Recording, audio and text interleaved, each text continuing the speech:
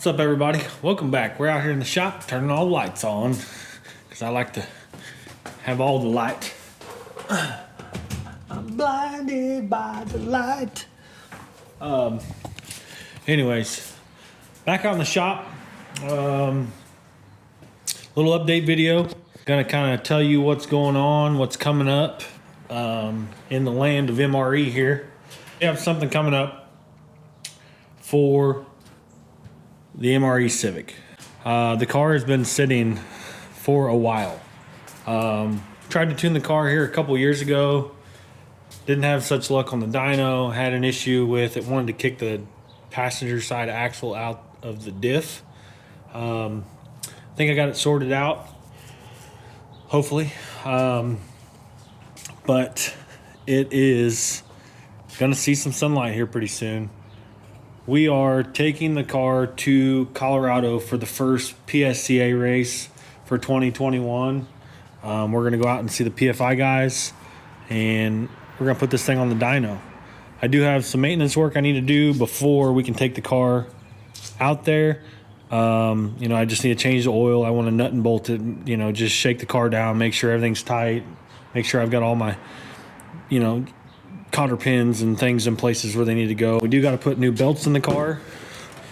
The seat belt is out of date, so I got to get a new seat belt. I want to go ahead and change the plugs in it. And I think I'm going to go ahead and pull out the fuel injectors just because it's been sitting. I have ran it. It did last couple times that I've had it running. I normally keep pump gas in it. The car runs on C16. But just for good measure, I'm going to go ahead and pull those out, and then we'll get those cleaned. And with that being said, I had a new piece show up for the shop. Got one of the all-tool CT150 fuel injector cleaners. So we're going to try that out. But I'm going to get the injectors pulled out, and then we'll bring them over here, try and get them set up in this fuel tester, and then see how the injectors look. Like I said, it's just for maintenance purpose, but I want to make sure this car is ready to go when I get to Colorado. That way, all we got to do, put it on the dyno, make hits. I know it's going to be solid, and then we'll go to the track and make some hits there. It'll be the first track passes in this car since 2017. All right, so got the injectors plugged in currently. So I haven't put them in the fuel rail or anything yet, or this. Yeah, I'll just call it fuel rail. I haven't put them in that yet because these still probably have a little bit of fuel in them, and I don't want to mix it doesn't really matter, honestly, probably. But I don't want to mix the fuel that's residual in these injectors in with the solution or the testing fluid. So I'm going to run these through like the ultrasonic cleaning part of it, and it'll basically just pulsate the injector, and then I'll get some compressed air and I'll blow through them. Lightly. I don't want to blow a bunch of air through them, but I'll just blow through them lightly just to make sure to get all the residual fuel out of them. But we'll turn this on.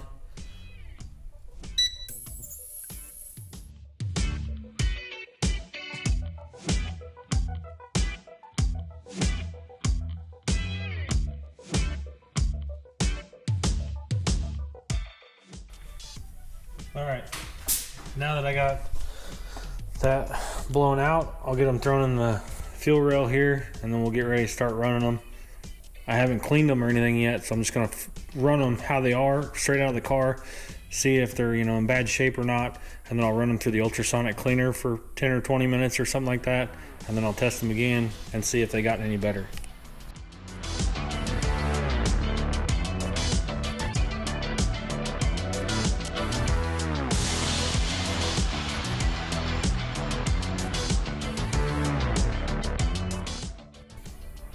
All right, so got them plugged in, and we're going to go back up to test number 2, which is idle test 0 to 20 milliseconds, and we're not going to run that at 10 minutes, so we're just going to turn all these down to probably like a minute and just run them through and see what happens.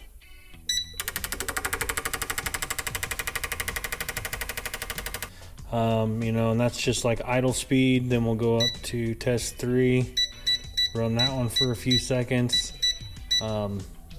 Just to kind of get an idea how the flow is.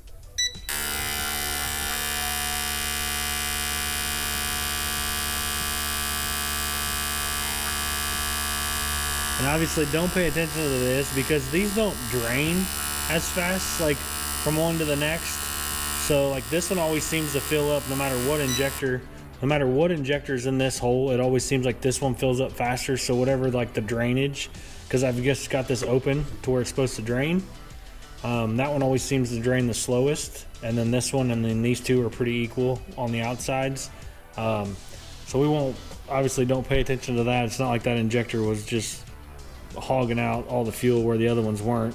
When we get down to some of the other tests, when we'll close this and actually try and get an idea like based on number, like value, then you'll want to see that they're really close to the same, hopefully.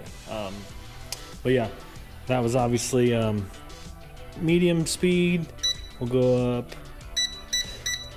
you know, I'm just gonna go through all these tests just briefly.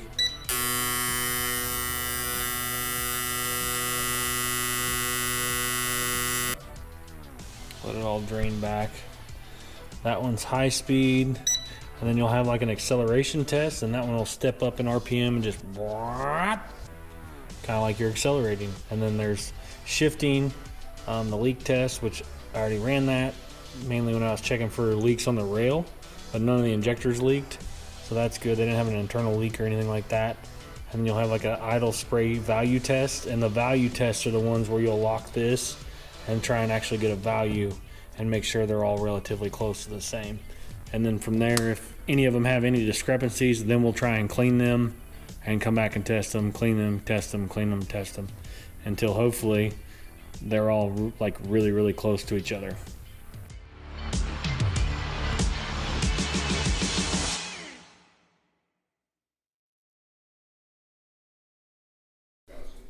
Got them retested again. Got a little bit of a discrepancy in the percentages. That's supposed to be a 0. So based on a scale of 1 to 100, number 3 is perfect. And then all the ones falling down from that go down in like 2% increments. I don't know how accurate this machine is. You know, it's not a professional machine. I should probably send these out and get these sent to South Bay and just let them do it. But I bought this machine for this purpose, so I'm going to try and figure out how to use this machine and make sure it works for me and what I need it to do. But with that being said, you know, maybe because I need like a brand new set of injectors, and part of me feels like I could put a brand new set of injectors in this thing and it wouldn't read even across the board. That's just me. But I think what I'm going to do is I'm going to re-ultrasonic these, but I think I'm going to heat the fluid up because I ran them just for a few minutes and the fluid's actually heating up, and we're looking like we're about 80 degrees. And my ultrasonic tester at work, if it's cold, or ultrasonic tester, my ultrasonic cleaner at work, if it's cold, it doesn't clean for crap. The fluid does its best, or the cleaner does its best when it's warm. So I may end up draining this fluid out and try and heat up some fluid in a container of some sort, something that I can heat it up in, and then putting it back in and then running the test again while the fluid's hot or the cleaner is hot, and see if that helps, you know, get any you know, contaminants or anything that's inside the injector causing it to not flow properly. So I think I'm going to do that next, and then re-ultrasonic them and then put them back in and test it, and I'll come back to you and show you if that made any difference or not.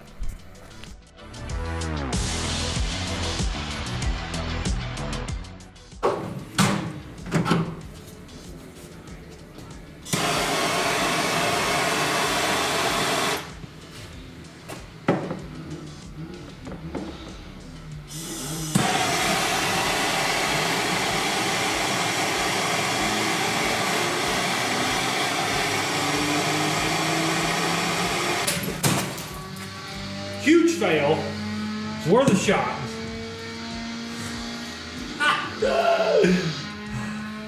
Tried. Terrible idea. Don't do that. Now I got a mess. Well, that's gonna be entertaining to watch. Now I gotta clean up glass off my floor. So I'll be back in a minute after I get this cleaned up, and then we'll. All right, I got that squeegeed up a little bit, got my glass shoved in a pile here, and I got this center cap for the Ranger wheels that I'm not using. So I think what I'll do is I'll set this up, put some fluid in here, and then try and heat it up in this thing, and then I can pick this up. Then I can pick this up and pour it into the tester here. So I'll try that and then come back to you. All right, so I've been running them for a few minutes. So whenever I put this ultrasonic soap in here, after I heated it up, it was actually like 100, like right at 100, 105 degrees. And it's been sitting here running for about 8 to 10 minutes, and it's already gone up in temp. There's a couple spots where, see there, shows it's down, but it stopped running. So once I fire this back up, the temp will go back up, but I saw like 115 degrees.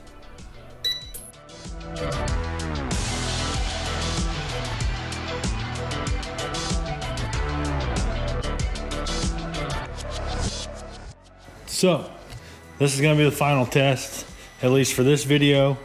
We've been trying out this new all-tool CT150 on the injectors for the red car, as we call it, the red car.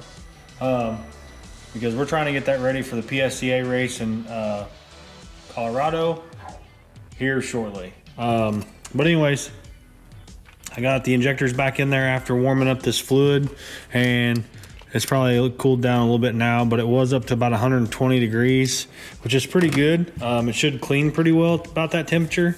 I know the cleaners at my work, I usually run them like 135 degrees, and they work really good at that temp. So 120, pretty good. But anyways, we're gonna fire this thing up. I'll probably run it through a couple basic tests just to prime the injectors and stuff, because you'll see here, I'll turn it on, and they'll kind of spit some air and stuff while it's trying to fill everything up with the fluid. See, it kind of spits and sputters there a little bit.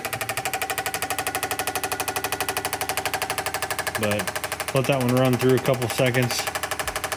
And it's funny, I looked at all these injectors before I looked at the marks, because, you know, I marked them per cylinder where they came from. And as soon as I looked at one of them, I automatically knew it was number 4.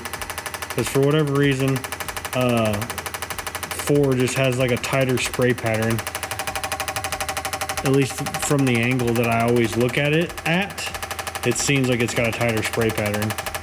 But anyways, we'll go down through here. We're going to start it up. We're going to go straight to the idle spray value test, which is test 8, and we're going to run it at whatever 1,000 injector times or injecting times, whatever.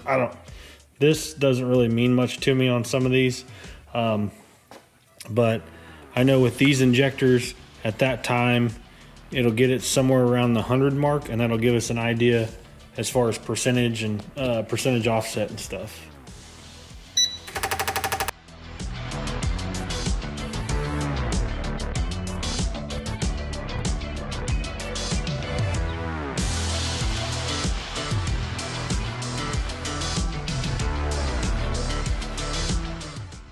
All right, so that's hard to see because of that light, but this test has changed a bunch now.